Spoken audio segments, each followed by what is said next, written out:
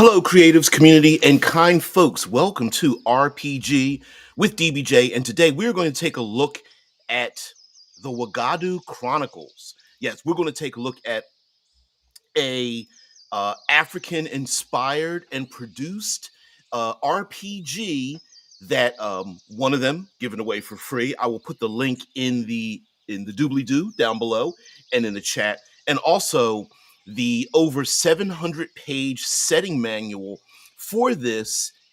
Strangely enough, it's not the role playing game that was the impetus for this.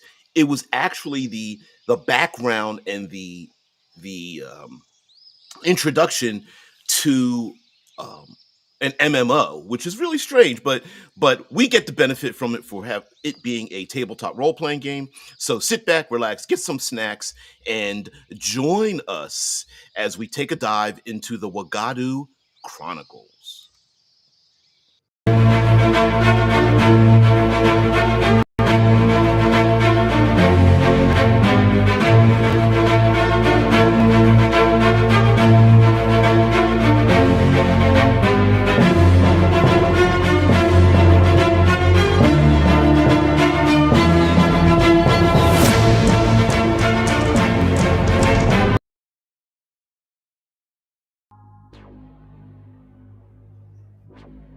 Hello, creatives community and kind folks. Welcome to RPG with DBJ.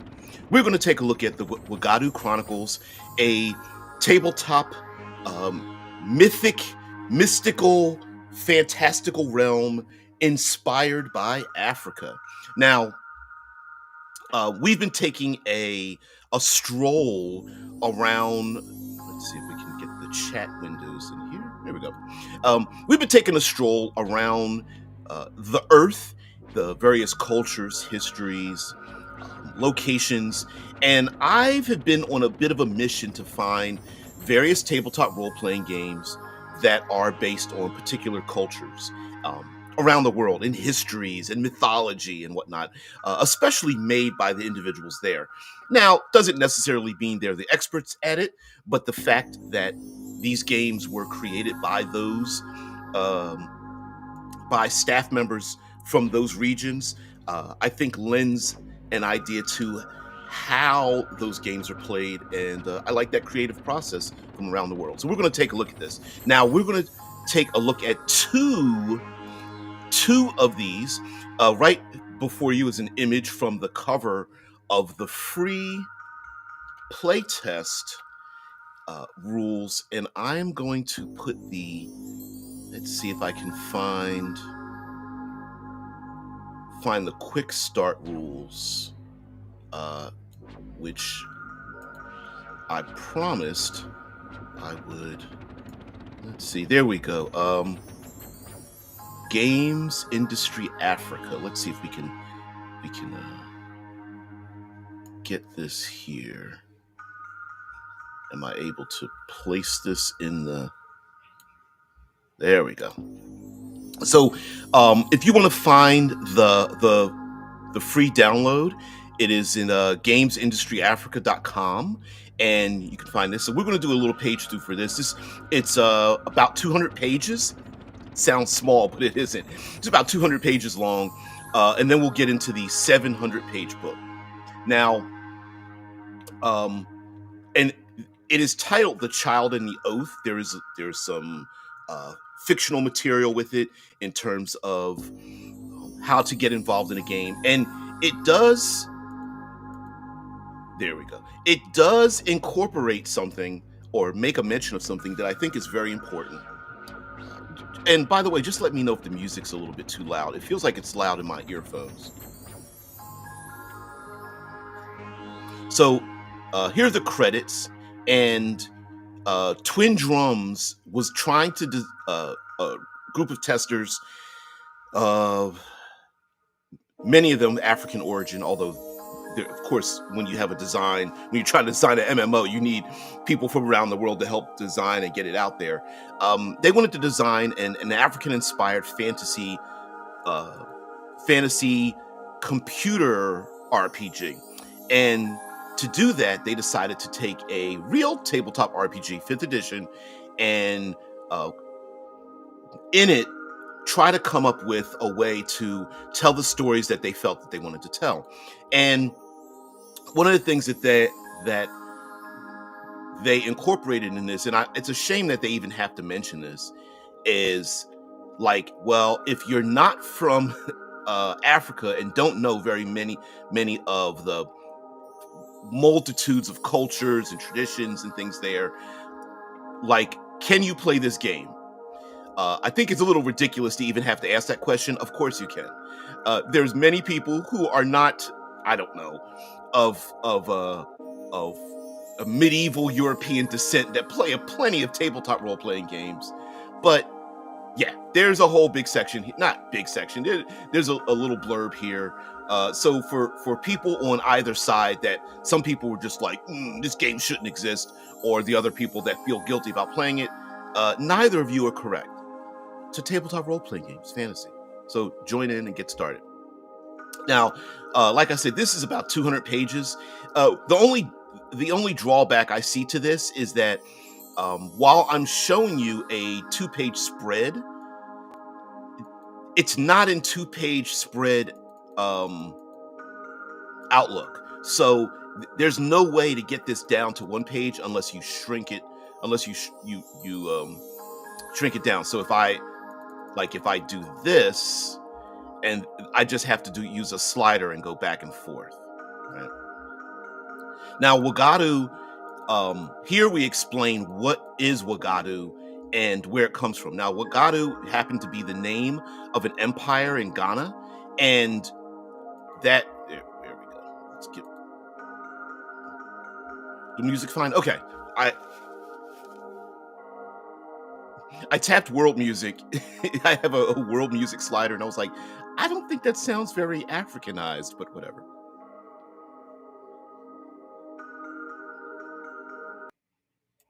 Let's change it a little bit.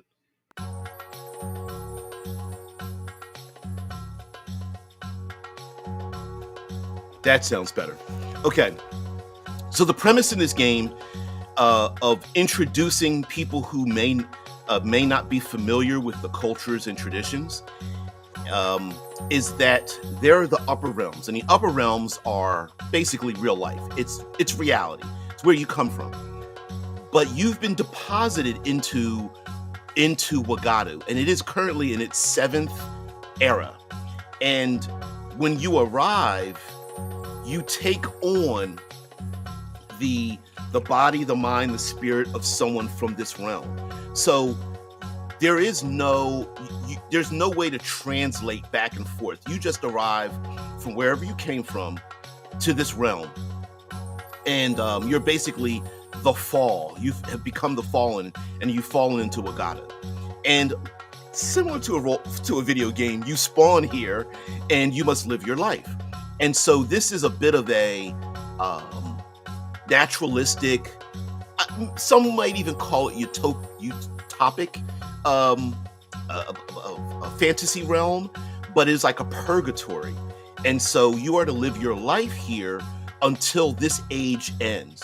And so there is no expectation of what you should be doing or how you do it. It's just that you must live your life as this new person. Now, who you were beforehand may come into effect as you play your character. You can incorporate that as much as you like. Are you getting dreams of who you used to be? Are there desires? Are there guilts or things like that? But in essence, you're playing someone new, and you are stuck here. You can't go back. You are here with everyone else. And so some people may think of it as a power play, like maybe I wasn't strong and domineering enough in my old life, or maybe you came here to be more peaceful and take that brutalistic life that you lived before and think of it a different way. And so these are different cycles, and you're living in the 7th cycle. There may be ancient artifacts and residue, if you will, from the other 6 cycles or ages that happened beforehand, but that is to be decided by your guide. They prefer, instead of calling it a game master, they prefer to call the individual the guide. And the stories that are being told are very much like like a guided element rather than like a game master. Um, to the left here, we have locations. There are a number of locations that are in and around. There isn't a map, but the locations do exist here. And so you can put them and place them like a point crawl, essentially, talking about these different realms and where they are, where the cities are. And a lot of the locations are attached to particular cultures, and you can use them thereof. Talks about the history of Wagadu. There have been more than 400 cycles, but you're living in these cycles are divided in 7 eras. I apologize for that. And then there's talks about the eras, and now you are in the 7th era, and it talks about like some of the things that happen in the other eras. Not all of them pretty. So because it does mention about slavery and patriarchy, and how, if and when you would or wish not to include it in your tabletop role-playing experiences. So and it talks about having, role-playing the game pre-colonially, and the fact that, slavery and patriarchy did exist then as well, but playing the game in a pre-colonial era. Here's a bit of artwork to get you in the mood. There's some beautiful artwork. I will show you this is the free version, and Thru has the PDF. I wish there was a physical one, but I doubt it's coming, because this was back in 2023 when the $25 PDF came out. It's like 700 some pages. Here we have an imagery going across. You got bard, barbarian, bard, cleric, paladin, and whatnot. And these would be the equivalent. They are not called that in this game specifically. They have their own names, and there's a lot of language. And a lot of the languages were interspersed, or shall I say, interpreted from the various major cultures in Africa. And so they give you an example of like, hey, this lineage or this culture or this heritage is based loosely on the people from this particular region of Africa. It tells you about that. So here below, we talk about the classes, like barbarians are spirit warriors, bards are griots, clerics are priests, druids called witch doctors. Fighters are always called fighters. They've always been very generalized. Yeah, it talks about like barbarians really don't have rage. It's more like channeling an animal, so on and so forth. Monks are ancestral wrestlers. They still do that today. Shrine warriors, rogues, sorcerers, warlocks. Wizards Alawo. I'm going to butcher a lot of pronunciations. And then some famous ancestors.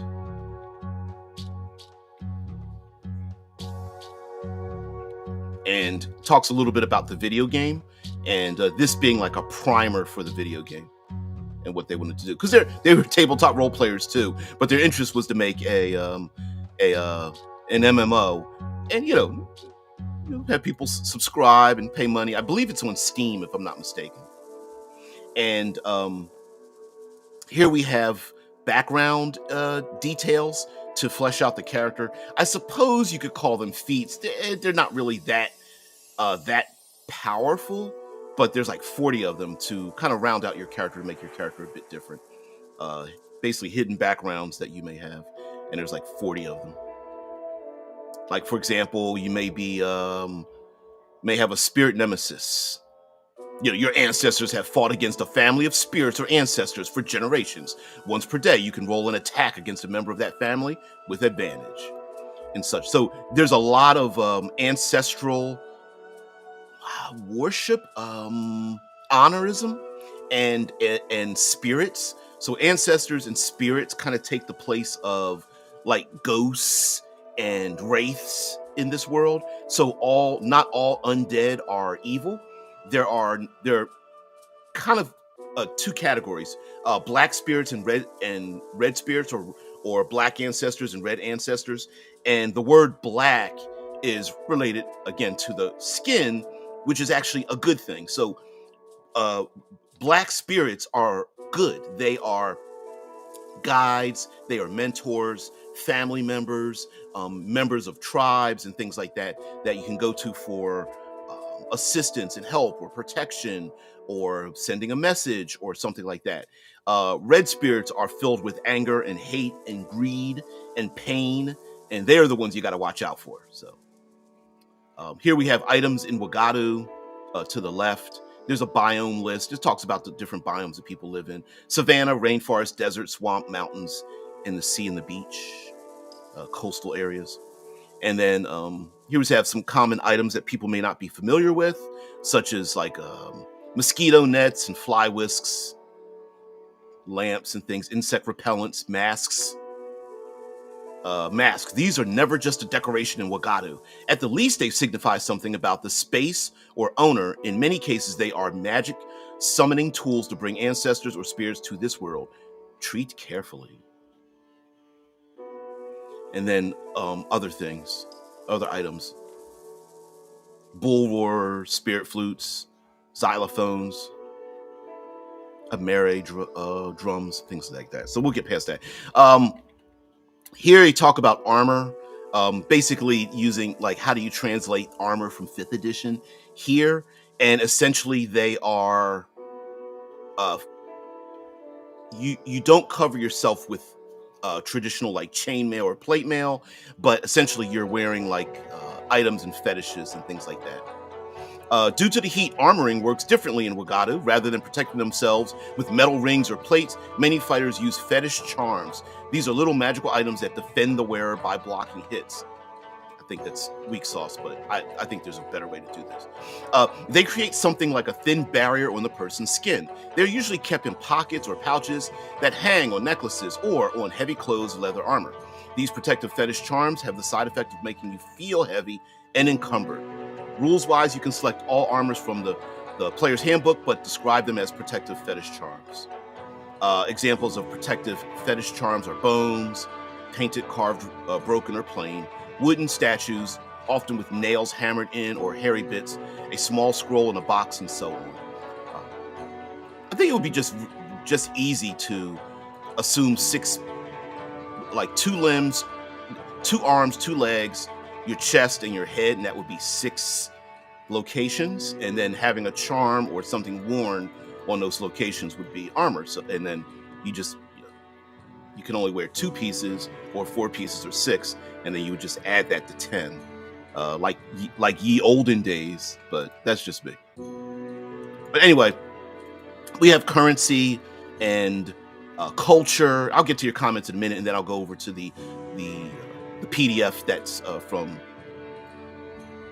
Oops, there we go. Here's the currency. Salt blocks are considered like copper pieces. Kisi pennies are equivalent to silver pieces. They're like tiny iron rods with flattened ends. And cowries, or sometimes known as cowrie beads, are equivalent to gold pieces. The small seashells are the most widely circulated money in Wagadu. If you are perceptive, you will see, and I used to have them in my hair, you may see some people with like braids or dreadlocks, and they'll have these cowrie shells in their hair, and that's what they are. There's like, it's like it looks like a really tiny ivory football or oval, and you can lace, you can lace them and wear them as a necklace or things like that. But in reality, they really were used as money back in Ye day. And then there's Manila. These thick, open bronze bracelets worth 100 gold pieces are not simply a high-end currency, but also a status symbol, with wealthy people wearing them as jewelry and merchants attaching them to their staves to show their credit worthiness. So these like thick bronze bracelets that are worn are actually exchangeable as wealth, and then worn for those purposes. Oops, come on, chat. Come on.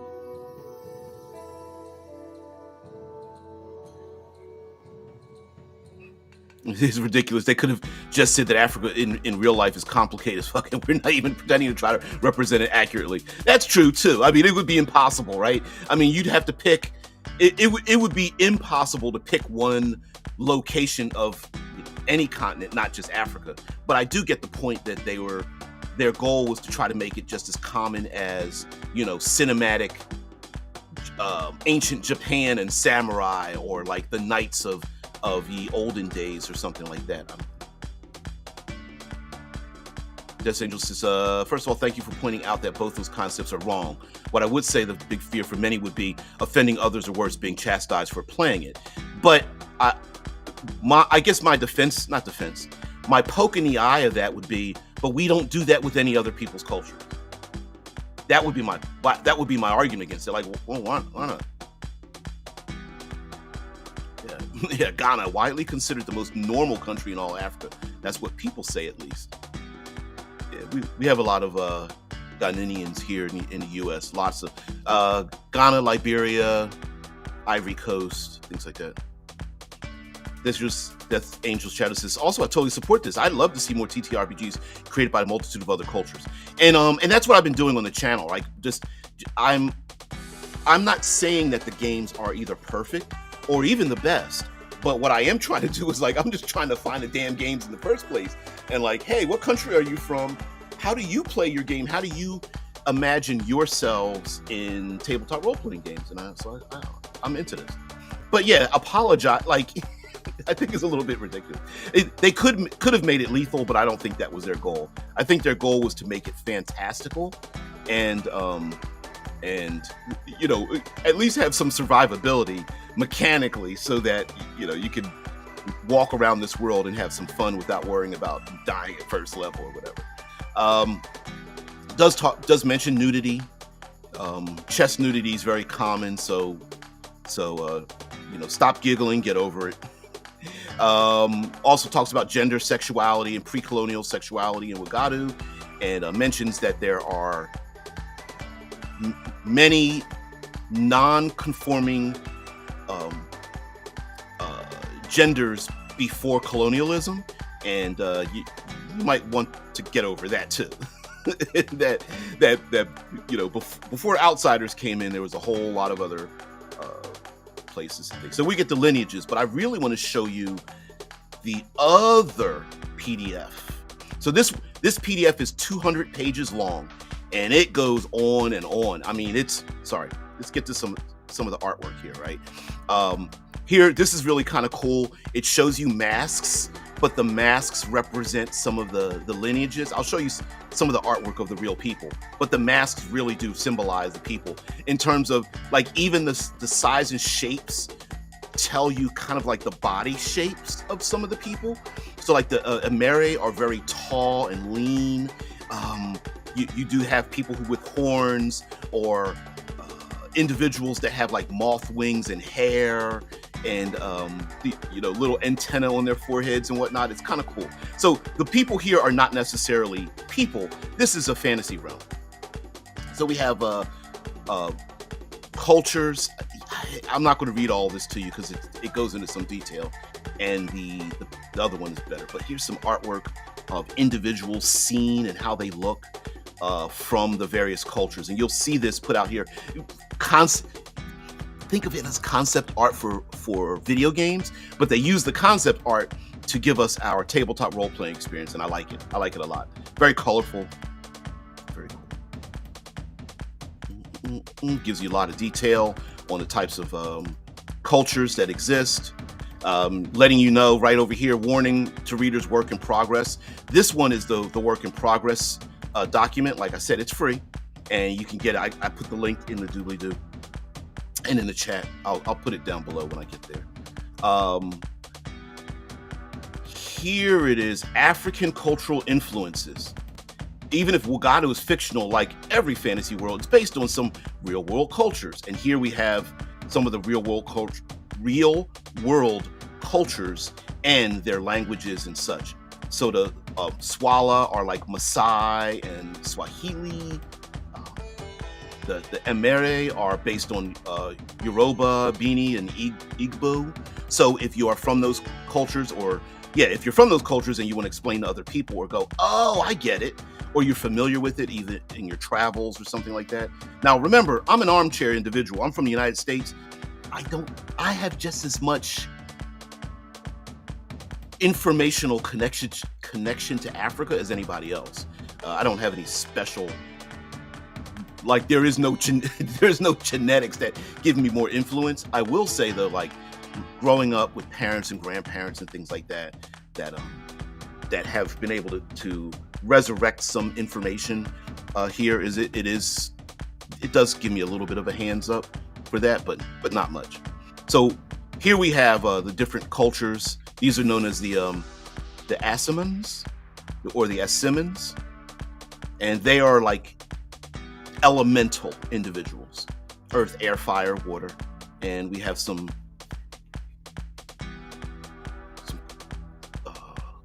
colorful individuals there.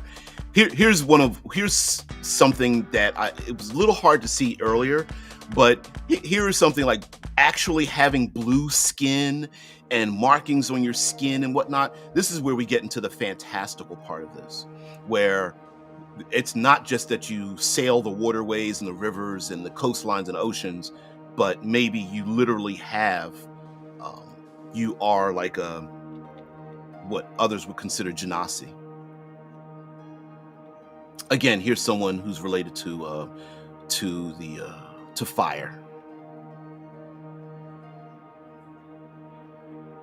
and there are different roles.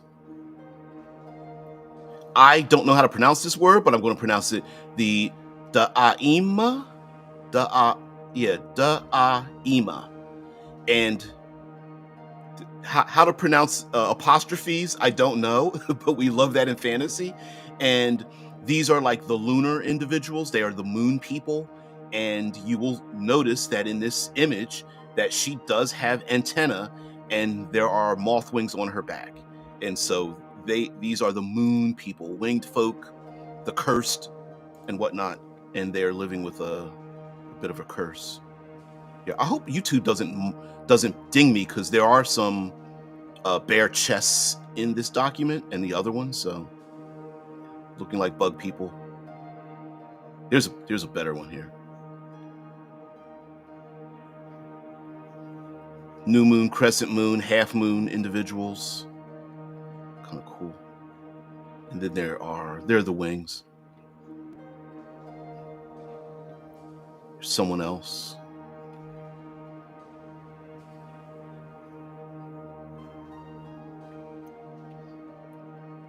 The Amere, they're like known as the Green Seers, the mystical. They're very elven-like. If you had to make a comparison, and then we'll get to some artwork. I'll get to your comments in a minute, and talk about how they're magical and they deal with the spirits, but they're also feared quite a bit, and the number of gods that they draw their information from. And but often are requested. It's like, we'll give you information, but you need to do this for me as well.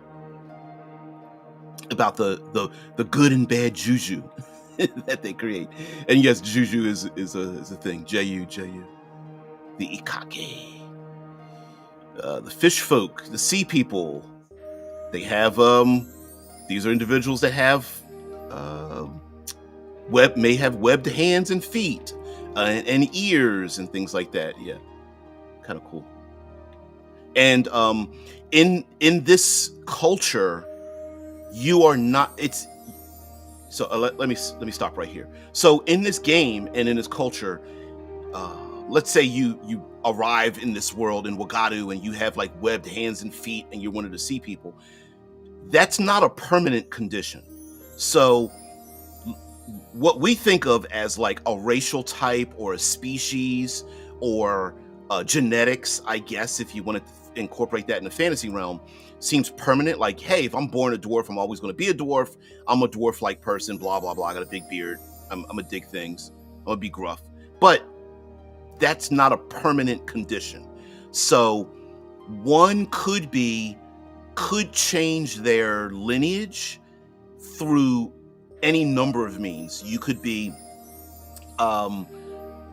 it could be a request by the ancestors for you to change because it's desired for you to go on a mission.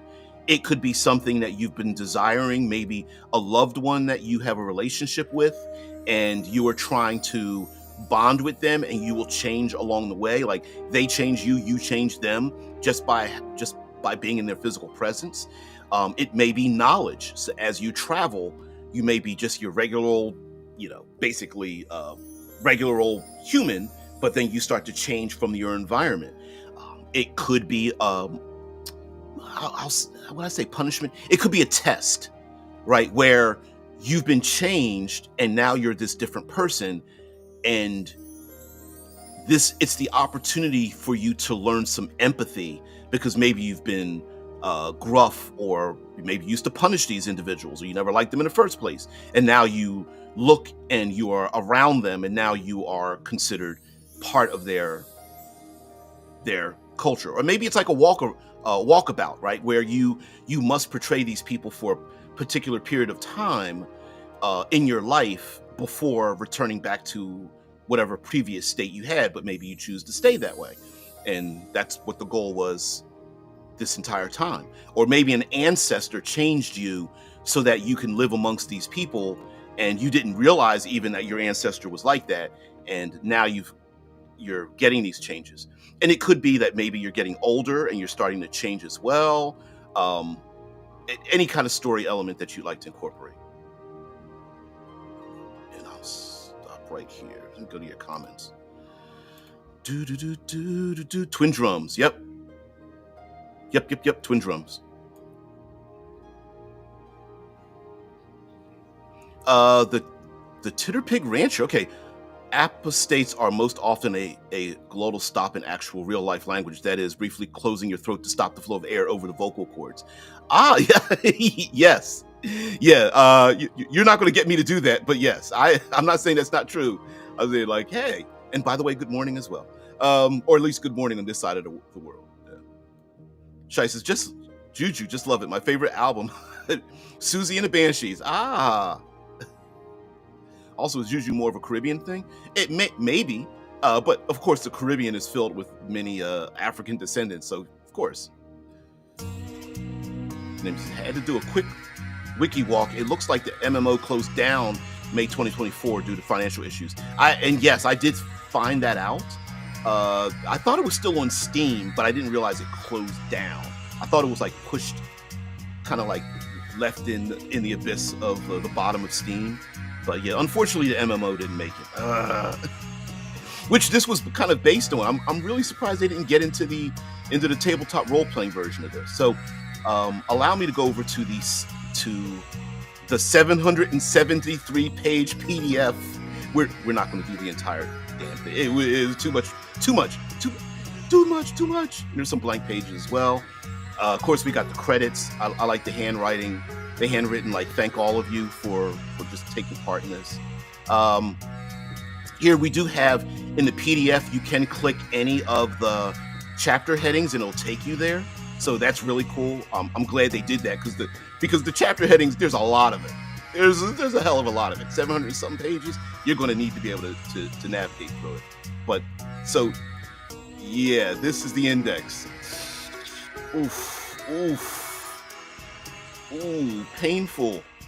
No, it's not painful. It's actually, I'm glad it's organized very well that way, so it can take you directly there. And let me see if I can zero in without tripping something. I can't do it. Like, for example, history, chapter 11, history. Most of this is like one page. 415, 416, 417. All right, here we go. 420. It's not, so it's broken down very minutely, which I'm happy with. But wow. Okay. So we're gonna go. So here in chapter 1, we got the forward. Go to chapter 1, and this is character creation. We love ourselves some character creation, right? Again, here it tells you about the player guide, and that instead of a game master, you're just a guide. Okay, different chain. Let me zero in on this. Here's some imagery of individuals and their lineages and what they look like. Very colorful. I love it. Yes, these are real horns worn by this with this person on the left. different body styles, kind of dudes thick here, ladies, kind of thick in the middle here. Different skin tones and looks. So, and very much trying to give across the idea that, for lack of a better term, everyone doesn't all look the same, if that makes sense. You'll notice that hair, and this leads all the way till today. So I'm letting you know this as an African American, how important hair is. And it is not just the look of the hair, but is the social aspect of getting one's hair done that is just as important as having the hair done in the first place. So for most people, it's just like, I need to get my hair done so I can be presentable to walk out in the world. But the amount of time and care it takes to braid and twist and palm roll and latch lock and everything that's done, and brushing and combing and untangling and then redoing it and dyeing it and all that kind of stuff that takes place on the hair, is the time that you're able to socialize with individuals who not only do hair, but to socialize with a family and things like that. It's a very big deal for guys and ladies to get their hair done for the first time, and it can take many hours. I'm trying to get this to the right length here, and that downtime is it's a time to talk and to socialize. So that's that part of getting one's hair done is just as important as getting their hair done in the first place. Here it talks about the differences between like races taken out of this, but you do have lineages and what's called manifestations and culture. And then it gives examples of each one. The Asaman, the Dia'ama, the Amere, and the different cultures, the Juju cultures, herder cultures. If you want to think of this as like the tribes like in Black Panther, the movie, I don't think I don't think you'd be wrong in thinking that. So like here we have like Juju cultures and the herder cultures, elemental cultures, lunar cultures, clan, sea cultures, and whatnot. So, and then combining all that together to make up a character. And then, of course, it talks about different classes and whatnot. And just in short, let me go backwards a little bit. The Swala have horns. Horns adorn the heads of the Swala, announcing their ties to the antelopes and livestock spirits. The herder culture was influenced by these ties. Swift-footed Swala are experts at concealing themselves when the need arises, but they can fight. They can also fight back. And so the Swala, being related to horned herder animals, are very family and protective of their own. Think of a herd of animals and then think of them as being intelligent. And so they really much want to support themselves and their families and things like that. And so many of them have traits that allow them to protect their own, and that they are also very united, even if they haven't seen each other in a long time, or people from different herds can collect together. The lion, that's simple to think about. Lion-blooded, they're very prideful, pun intended, strong, brave, things like that. Especially the men with the manes are like the warrior types that go out. The women are just as fierce, and they're the protectors. And we know that in lions in reality are like that as well. That the lions without the manes are the females, but they're just as brutal. There's the Iron Masters. Metal courses through their veins. The Iron Masters also embrace or kind of like the people in Africa that have had high technology, even if that knowledge has been lost over time, about forming iron and bronze and other alloys and making jewelry and things of that nature. There's the Ikaki are the ones that have webbed hands and feet, and sometimes even webbed ears. They are the oceanic and lake and river people. And I'm going to go back up. Sorry, to these. And the last three. The Amere are like our mystical elves, magic casting, calling in spirits and whatnot. The The Ami are the moth people, the lunar people from the moon, hiding. But what some people call lightning bugs or fireflies. They're very much like that. Spinning cocoons, webs, if you will, things like that. Insectoid, a little looked at as a little untrustworthy, but they also are able to operate at night. And then the Asaman is formed by people intrinsically bound to the four elements of Wagadu: earth, air, fire, and water. And they make up like the major population of Wagadu. We have the classes. I'm going to get to your comments in just a minute. Various lineages, and gives you some, and it also talks about like the mechanics, and of course quite a bit of the history and the culture, the people bonded. The artwork is amazing, I think, and I love the fact that they are this is not a grimdark type of reality. And then I'll start to talk about some of the adventures that you would go through.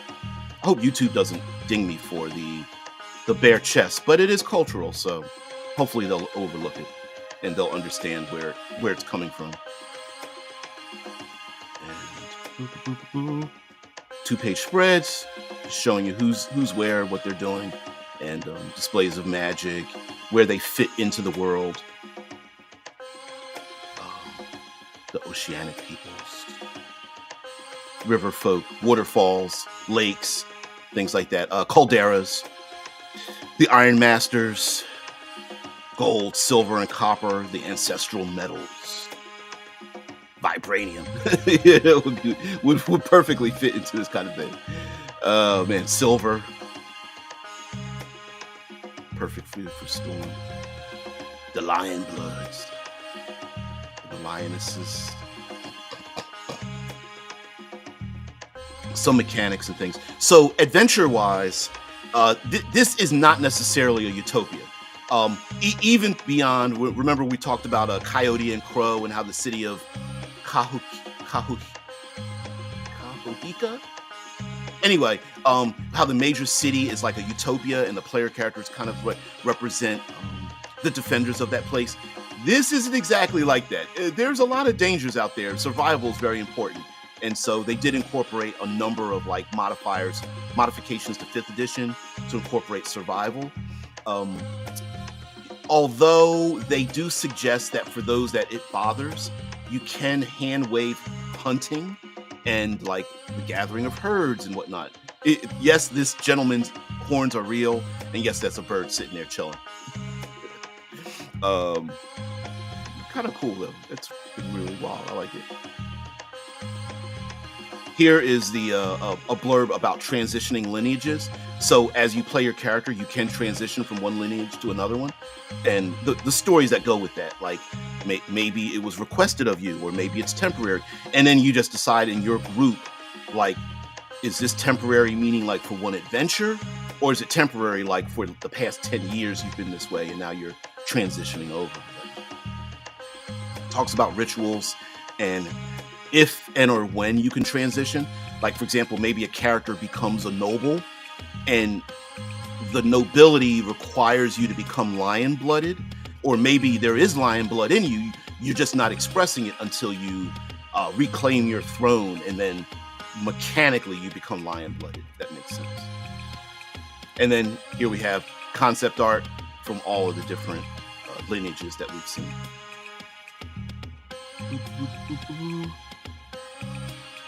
Then we get into different cultures. Let's see. Cultures. Lots of information on that. Character options. Let me go back to cultures. So here under cultures,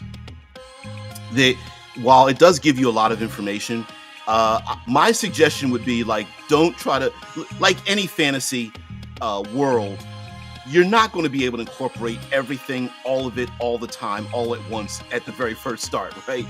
It's maybe pick 1 to 3, or hand over some of this stuff to some of your other players, because even I am just like, while I'm enthralled with it, it's difficult to like, um, what's it called?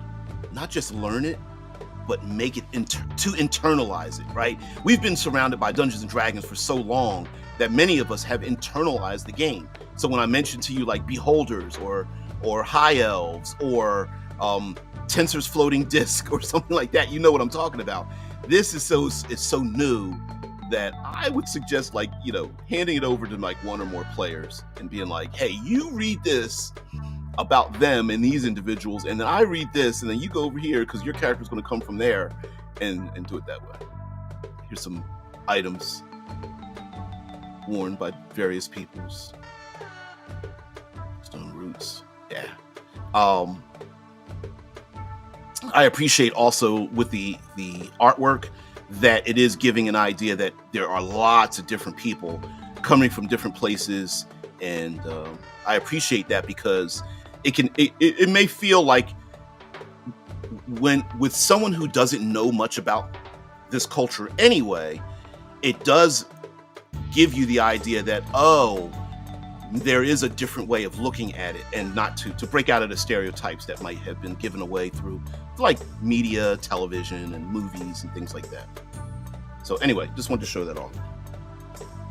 I don't know why, but I think this piece of artwork is just, it's really cool. It's kind of stark. I like the dark versus the light. The spear looks like a point of flame and whatnot. I don't know why I'm just impressed by that, but I am. Here's some other bits of artwork. More adventurous characters out there doing their thing. Here we go here. Desert folks and whatnot. But anyway, 700 pages. We can't do all this. Character customization, backgrounds. Got a bunch of that kind of stuff here. To, you know, ideals, flaws, bonds. We've seen that before, right? Basically to more make your character very personal and whatnot. Because there aren't really, well, why do I say different races? Because they're really, this game doesn't have elves and dwarves and whatnot. A lot of it is based on like what you do and what your purpose is in a community. So like instead of picking like, I'm trying to think of a good example. Instead of picking a different type of elf, you may be like a metallurgist or alchemist or nomad or a herder or a stalker or a pathfinder or something like that, or trader. And that's where you get your mechanical features. So it's more about what you do and what your place is in the culture rather than your genetics or something like that. I like that too. This is really cool. That's a really cool picture. Don't bother me. Sacred artists, scribes, storytellers, artists, scribes, things like that are also important in this game, and they have just as much influence as political leaders and priests and things like that. The ability to relate histories and whatnot. Very cool. Of course, we got feats and whatnot. Yada yada yada yada yada. I wish this was marked better because it just says chapter, but whatever the case may be, that's it. We've got Magic and Wagadu, of course. It's 5th edition or 5th edition modified. And here we have a map of the different elements. The aether being at the top, fire and air are the 2 locations next to it. We're following the circle. We get down to earth and water, and at the bottom is nature. So there's basically 6 elements. And instead of like summoning school or abjuration or enchantment, basically it's divided that way. I mean, the spells still have the same things, right? It still says abjuration and whatnot, but conjuration, but instead they're more elemental. So we get all that. And then let's go down to spirituality. Spirituality and the gods. no, there are no atheists, but it doesn't mean people follow the spirits and the gods and nature without question. There's a lot of question in it, and many times it's the questioning that sparks the quest in the first place. You know, spirits and ancestors that give vague information, and you have to go out there. It's like, just tell me what the answer is, and they're like, no, you must find it yourself. Is there a lot of that? Yes, but on purpose, right?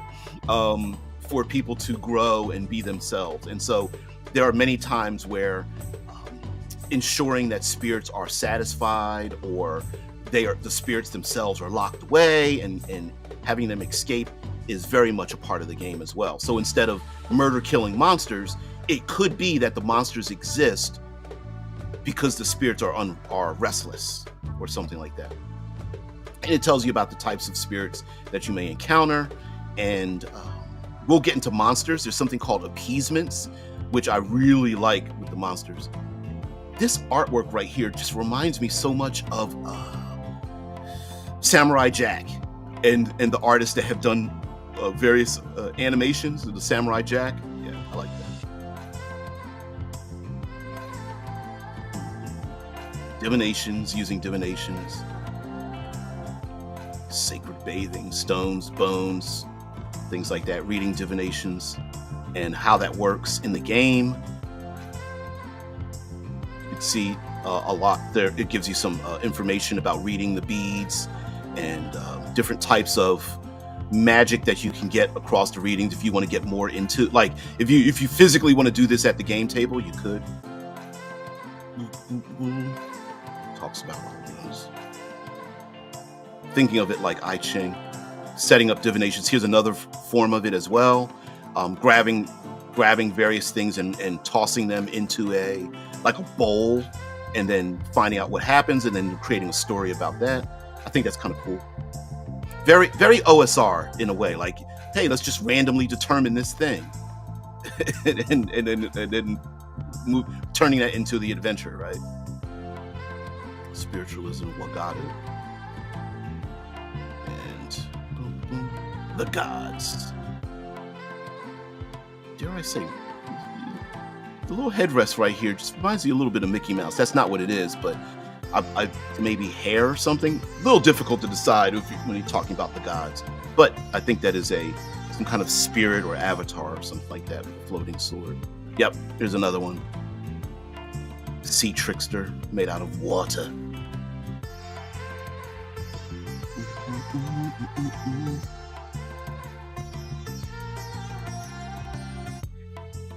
Life in Wagadu, and just talks about the days, timekeeping. Then we get into a little more details about festivals, and here we have constellations, talking about stars, constellations, nomadic stars, and then using those as well for storytelling. Like if the player characters see a constellation maybe that relates to something, and the players start talking about what that means for their travels, and then we as the guide for the game go, I hadn't thought about that. This is going to make me look more intelligent than I think I am. And just stealing that from your players. Different types of rites and things, marriages and whatnot. And of course, those can relate to adventures as well, right? Like if maybe a sacred animal must be captured and not necessarily slain, maybe turned into a pet or something. Maybe a specific individual must be transported from one place to another. All these can be adventures. Daily life, currency. Let me get to your comments because I am leaving you behind too much.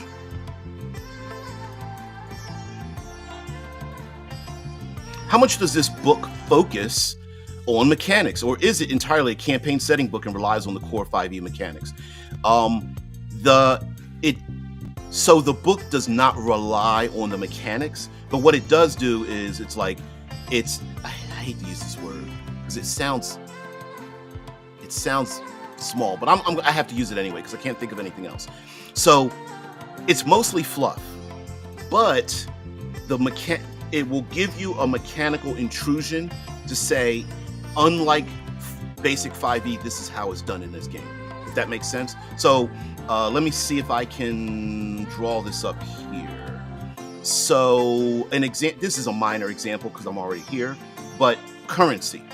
Okay, so it does mention like in the free PDF that I showed you, salt blocks are like copper pieces, Kisi pennies are equivalent to silver, and calories are equivalent to gold pieces. Now, is that a big mechanical change? Not really, but it does tell you that and then of course here we go. And Manila are thick metallic bracelets that are worth 100 gold pieces a piece, and they wear them and stuff, right?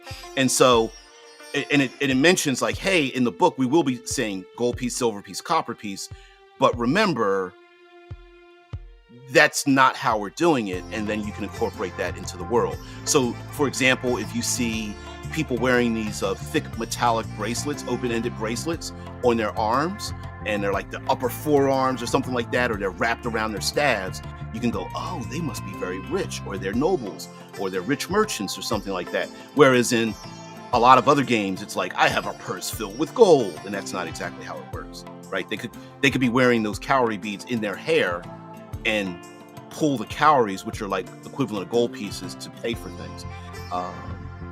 On the left side, this kind of a black and white image, these are I'm circling around the calorie beads with my cursor right now. And I used to have these in my hair, but a long time ago before I cut it. Which what did I cut it? Less than a month ago? Something like that. But yeah. Sorry, more comments. There we go. Okay, just want to make sure I got a rancher's comment here. All right, let's keep on going.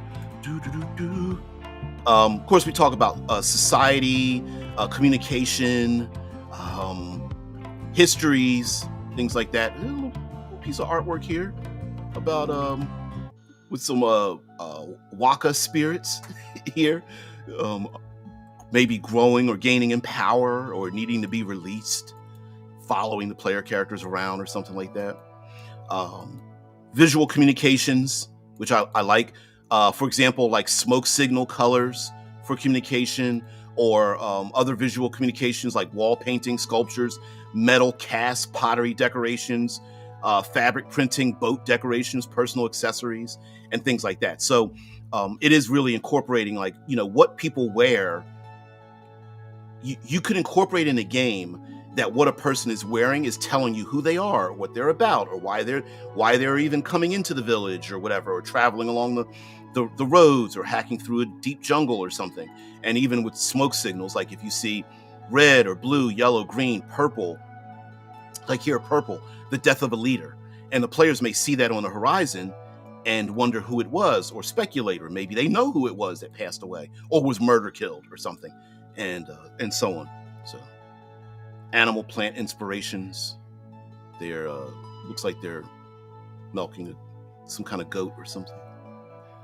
Customs and laws in Wagadu. And mind you, these are very generalized.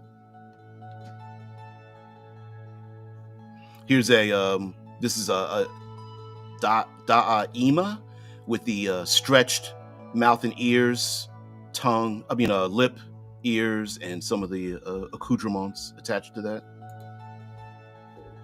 Sorry, but it bothers me. I have a body horror thing. Body modification, just but I get it, right? So it's all right. It is okay with me. The law, what good and evil are, mannerisms, taboos, traditions. So you want to learn quite a bit about that. Food and drink, diet, work, and leisure. Some not changes, but like, hey, maybe you didn't know about these things.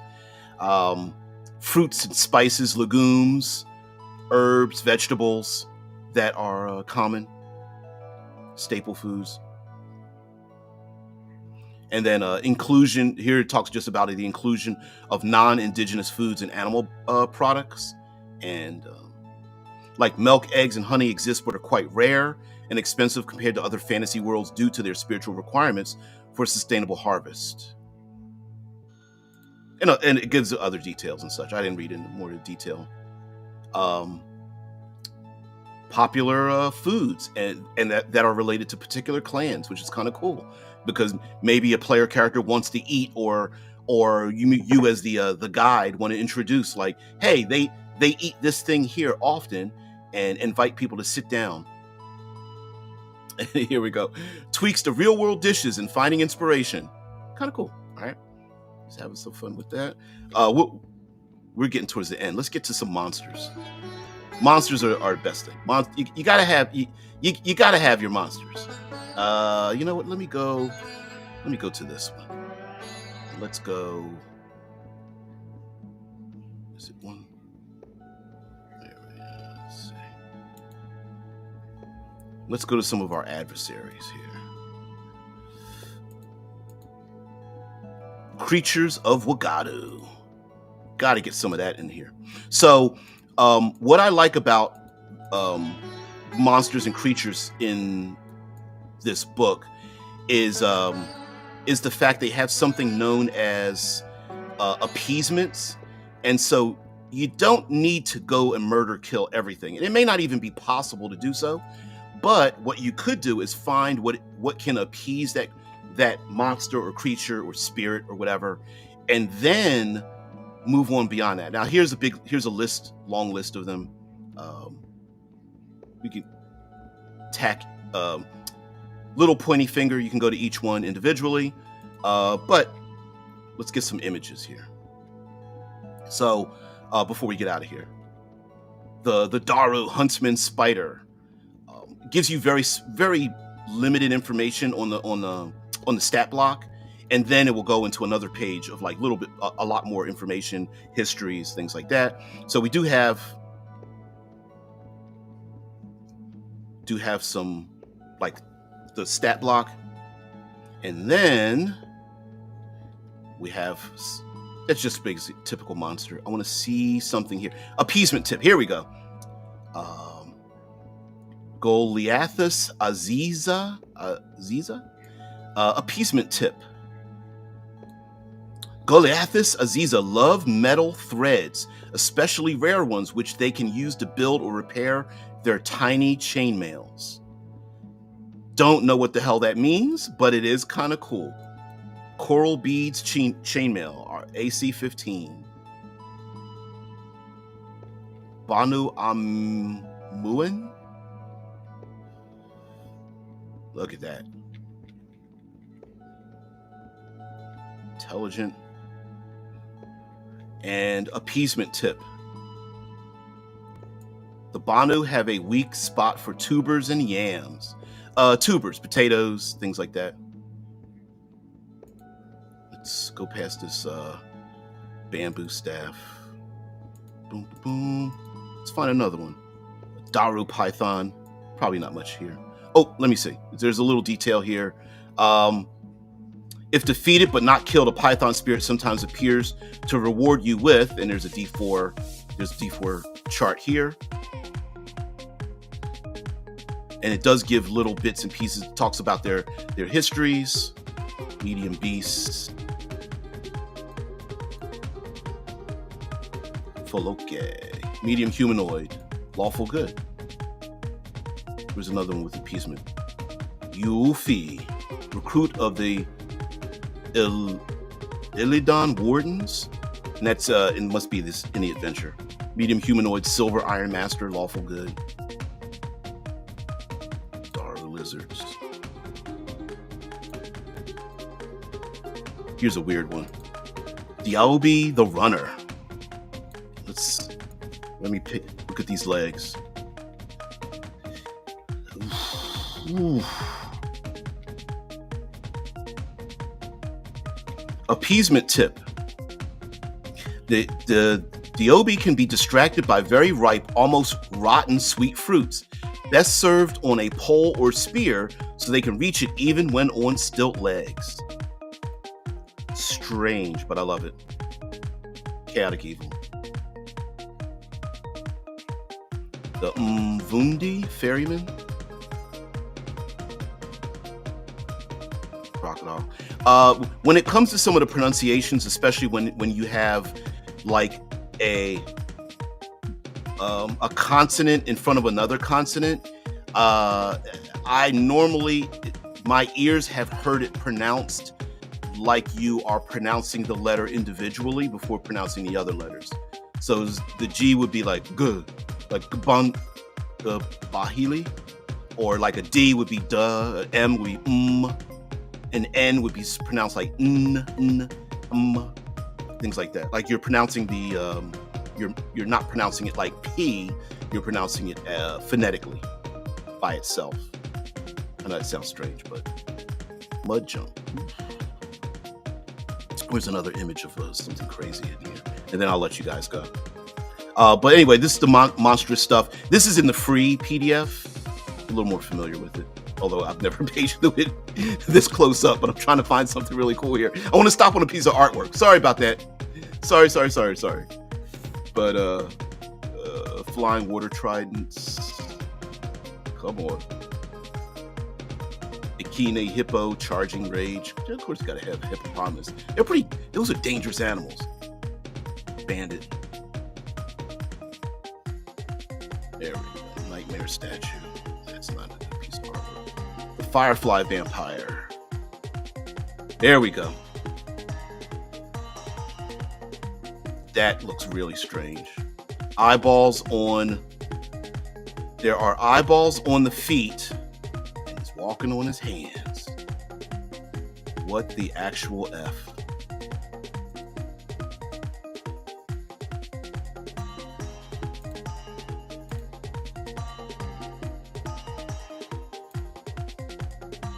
Nameless says, the appeasement is a really cool mechanic, especially for spirits. I like that they decided to use 5e, so you don't have to worry about learning mechanics while you have this giant setting to learn. That's kind of where I'm coming from, right? Like, could they have used another type of, I see it, body modification horror. Yeah, it is a big part of Star, even though it bothers me. But yeah, I like, listen, you already have a deep learning curve just learning this setting. Having a deep learning curve for learning another game system will probably throw people off, I think. Yeah, colors are extremely cultural. There are some cultures that have no words for colors, or more frequently use the same word, or frequently the same word is used for different colors. I think I saw something about that on Rob Words. Yeah, that is a big thing. Or having colors for colors that we can't tell, but they can tell the difference between those colors. Nameless says, it's a nice power play to just pluck a gold from your hair and casually toss it to someone with a dismissive buy yourself something pretty. Exactly, right? I mean, it's a bit of a flex. You know, it is, there's a flex. And I suppose, maybe I'm making a reach on this, but there's something to be said for why people wear expensive jewelry on their body, knowing that other people are going to see you wearing it, possibly making you a victim. Like, why would you do that? And maybe there's a little bit of a flex in it too, right? Like, I'm not just rich, I'm wearing my richness on me. Test me. Right? Historically, salt was one of the most valuable minerals, so it makes sense it would have value as currency. And also, if to go along with that, Shadow, I think salt as copper makes sense because it's often probably traded for very important things, because you probably need salt to cure stuff, and salt has been used as a currency around the world, right? Historically, so that's not different. Yep, salt has been used very often. I think as cultures became more sedentary, we stopped moving. That's, I think, when you start to get things like shells and metals and things used as currency. But a lot of times it was literally like money was the thing that you actually used to survive with too. Drew says, I still think they should have used a different system. D&D is full with colonial ideas, and that should better have been avoided altogether. Yes, but money. Yes, but money. Listen, if you don't put Dungeons and Dragons even in the title of a video, it doesn't get seen. So yeah, sister, Rancher says system and setting aren't the same thing, right? I think they did a good job in trying to scrape away the colonialism that you're talking about, because this setting isn't that, right? On purpose. But I get you, because you could, someone could very easily, like myself, keep going back and forth. Like, well, in this setting, it's done this way, but also, you kind of have to. You're selling it to a population that doesn't understand it, and some people are just generally won't like something just because the other people tell them not to like it. And I agree with the designers of the game that are like, listen, we would like to make an African culture and all of its glory just as common as samurai and knights and I don't know, pirates and gunmen from the Wild West and lancers and things like that. And I agree with it. Why not have this? So here we get into languages, and it talks about the real world origins of the languages and then brought over into the game. Basically giving a shout out to the people that speak those languages and whatnot. To the very right, there are like the origins of the languages. To the very right, over there. Okay. Here we have a bunch of words and pronunciations. We've got the history of the different eras. Remember, I mentioned that it's the seventh. It is the seventh era. And so we have ourselves our history of the world and what was happening during those eras. And you could use that as inspiration, like, oh, you found this thing from the third era, and maybe return it to where it must be, or where it came from. That kind of stuff.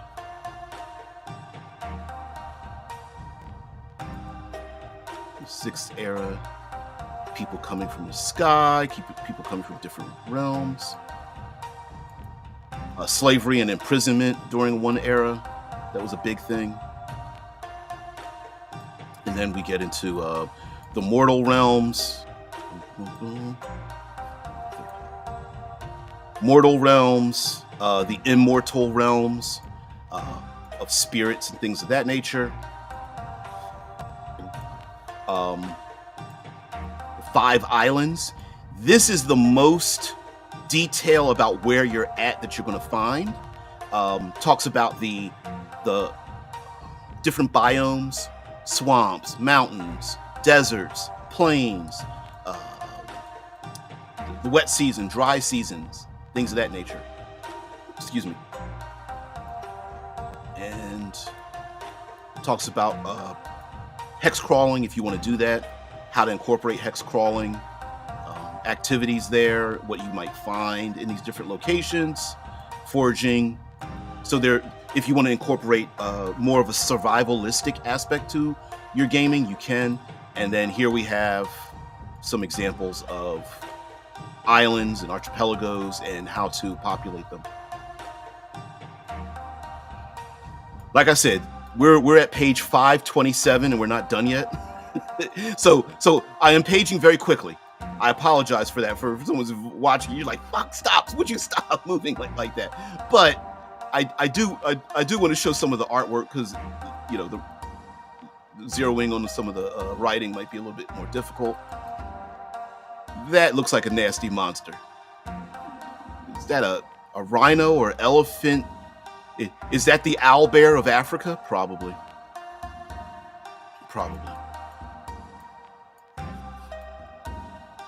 Tree, some rooms, and this is just more of the classic, like, hey, what about dungeon crawling? Well, here's how you can dungeon crawl, and just do that over land. Essentially, the environment becomes your dungeon. Some more islands and some descriptors there, and just giving you ideas about making it fantastical, and how far to push the fantasy as well. Here's an archipelago, underwater sea caves, merfolk, or aquatic peoples, kind of cool. There's a crab. The crab even has from my point of view, even looks like it has like etchings on his claws and shell and whatnot. Definitely a familiar or a pet or something. Kind of cool. Going through the jungle. But here we go. We got the creatures of Wagadu. Wild. And sorry, appeasement. Here we go. The statistics and descriptors of spirits and ancestors will always have an appeasement tips section. This is a way to calm down or befriend an entity without necessarily engaging it in combat. Many encounters in Wagadu can be solved without unsheathing weapons.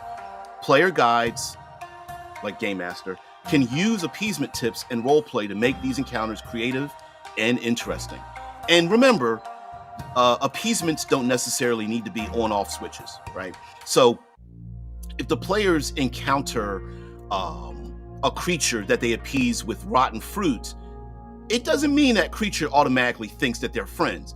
No, it's just like, no, you fed me once, I'll let you pass, but coming back this way, your ass better come up with something better, right? Or it could be, thanks for the appeasement, I want more. It's like, you know, feeding a hungry dog. Maybe that dog won't leave you alone, and you're like, shoot, go away. And they're like, no, I want more. Or the appeasement might be like, you can ask me 3 questions, at which time I will kill one of you. Something like that, right? Yeah, whatever. So this is all the creatures. It also talks about 5th edition and Wagadu and where those creatures line, like undead, aberrations, celestials. Like, what are they? Like, for example, here under celestial, they're known as black ancestors, whereas fiends are called red ancestors. So the word black represents goodness in this setting. And then here we have all our stat blocks and things, bestiary and whatnot. Here we got any more artwork? Come on, I know I remember seeing this in this huge document, and I'm trying to get to it. Sorry. I didn't bookmark anything. I tend not to do that. I like to do these more organically, but then you get, yeah, all right, in the appendix. So I guess most of the artwork is in the 200-page free giveaway, whatnot. But anyway, the appendix, a bunch of random tables, names, locations, descriptors, things like that when you're stuck. Because, like, for myself, I wouldn't even know what names to come up with. But in the Wagadu Chronicles, it does tell you and gives you some examples of that. Community names, herder community surnames, last names, and things like that. Destiny name, hunters, and all these are random tables for your perusal to pick and choose. And like any random table, many of us probably don't even roll one of them. We just look at the table and go, that sounds cool, and pick that thing. So yeah, Juju spell names, right? Bunch of things. Prophetic death name, lunar, first names, nicknames, sea names, because you're going to need a lot of that. Hell, we do our pseudo medieval Dungeons and Dragons things, and we can't even come up with good names in those games. So those settings. So yeah, that's it. So anyway, thank you very much for letting me show this off. Getting to the very end here, bam. Instead, let's keep this piece of artwork here. Thank you very much for just letting me show this off.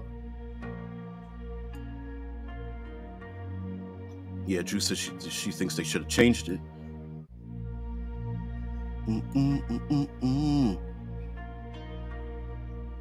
Various world cultures are such a rich well for mining. For titter pigs. We never see any fantasies based on Byzantine Empire, for example, or the Phoenician, Carthage, or Mongol culture and more. I agree. I definitely agree. Because sometimes I think if we focus down a little bit more instead of making it generalized, like hell, just even pseudo fantasy European medieval is so generalized, right? Like, what about Spanish or German or Romanian, or, you know what I mean, like Turkish or Grekin. You know. Yeah. Oh, I forgot about the Catoplebus. I think I'll take my chances with an owlbear over a baboon hippo. Yeah, giant enemy crab attack its weak spot for massive damage. Exactly. With black being good, has darkness also a positive connotation in the game? I would like that. I believe it is, because the lunar culture of the moth people represent the safety of darkness. And so they are the ones who kind of represent the passivity, the safety, the blanket of darkness being a good thing, like sleeping under the stars and whatnot, and remove the fear that comes along with, air quotes, shadows and darkness. So yes, so absolutely. Yeah, they never get there. A lot of cultures specifically don't get their props. And if you guys, like I said, if you guys know of people from a place who are role-playing the culture and histories and mythology of their place, let me know. And it has to be in English, of course, unfortunately. So let me know about that. I'd like to pick it up. So we're, again, here we are down in the Wagadu Chronicles. I'm going to go back up to the title page of this document here. The Wagadu Chronicles, this one called The Child and the Oath. If you want to pick this up for free, to take a look at it and, you know, see if it's something that you'd like to get. If you want to obtain the Wagadu Chronicles, the 7th Era, it's $24.99 on DriveThruRPG. But yeah, guys, I think it's really cool. And also, sometimes we need to get away from, the reason why the thumbnail says not D&D is because to get away from the elf, dwarf, tiefling that's walking through the dungeon to go after the orcs and the ogre and maybe fight a shadow and an owlbear or something. Maybe we want something different. And so all of these games that I'm trying to introduce, whether they are modifications from 5th edition or not, are something that I really think would be really cool to see in our tabletop role-playing community. So yeah, we will definitely go up and around Africa. We'll probably go to Egypt, and then maybe Jerusalem, and then into the Nordic region, maybe, I'm thinking is what we'll do as we travel around the world for these role-playing games. So again, if you have any ideas for some, please drop them in the comments. I will, let me drop this Child and Oath in the comments once again, copy, just at the very end, so you guys can see where it comes from. So guys, have a great one. Thank you very much for being part of the show. I really appreciate it. And have you ever looked at Makwahito? Oh, already did it. You're too late. Makwahito. As a matter of fact, let's go find. Let's see if I can even find the video on it.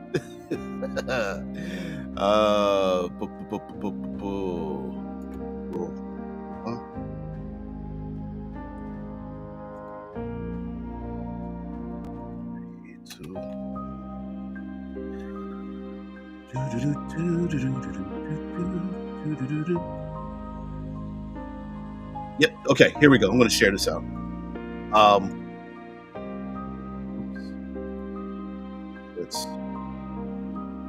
No need to go find it. No need to go find it. I'm going to be right here. So here we are on YouTube, and I typed in Makwahito TTRPG, and we have a number of people who have reviewed this a year ago, and here I am, 63 views, and whatever, 13 days ago. So this is the page through review that I did on it. An unapologetic historical emulator of ancient Aztec culture using an OSR white box rule set, etc., etc., etc. And there are some other people who have done reviews of it. Yep. Yeah. And listen, let me put mine up here in the middle. It's a little self-promotion. Let me be clear. I'm glad the game exists, and I actually like how it's made, and I'm glad that it's not that is unapologetic. It scares me. I don't know if it's my cup of tea as far as like playing a role playing game, but yeah. Thanks for the show, Poke. Oh well, thank you. Yeah. Oh, matter of fact, since it's right here, can I get the link for it? Share, copy. I'll put it right here because I'm terrible at promoting anyways. Shit. There's the link. Guys, have a great one. Thank you very much. We will. Oh, that makes sense. The Aztecs were hated by tribes that were surrounded them. They were scary. Yeah, yeah. Now, story-wise, as a creator, I'm all like, if you tell me that the world's going to end unless we sacrifice people to keep the sun and moon in the sky and the gods from destroying this era of the world, I get that. Like, listen, I'm not against that part of it. I just, like, me as a player character in this world, I'm just like, holy shit. Brutal as all hell, right? So so I'm glad it exists. It just scares me a little bit. Like, I don't know if this is for me. Although I guess some people would have the same attitude about, what is it, like thirsty sword lesbians or something like that. Some people would be like, no, which part of me actually thinks belongs in this travel around the world and histories and cultures and things like that, because there's a hidden part of thirsty sword lesbians that I think people are not going to understand, and that it's a melodrama emulator, and I really like that. Yes, I use the word emulator. Yeah, it mechanizes relationships and whatnot, and it's really kind of cool.